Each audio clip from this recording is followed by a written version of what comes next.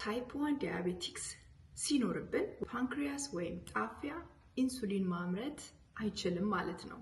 የምንመገበውን ግሉኮዝ ወደ ሴሎች መድረስ እንዲችል ኢንሱሊን መውሰድ ይኖርብናል።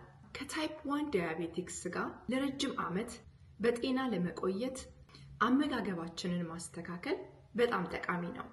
በርካታ ካርቦሃይድሬቶችን መመገብ፣ ጣፋጭ የሆኑ ፍሩቶችንና ስኳራማ የሆኑ ምግቦችን መመገብ በተደጋጋሚ ኢንሱሊን እንድንወስድ ያስገድደናል።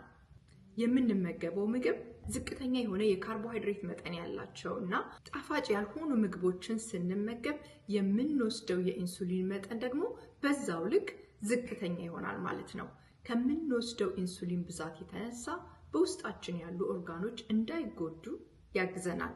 ይህንን በማድረጋችን ምንም እንኳን በውስጣችን ታይፕ 1 ዲያቤቲክስ ቢኖር ለረጅም ዓመታት በሰላምና በጤና መቆየት ይቻላል። ምግብ መድኃኒት ነው።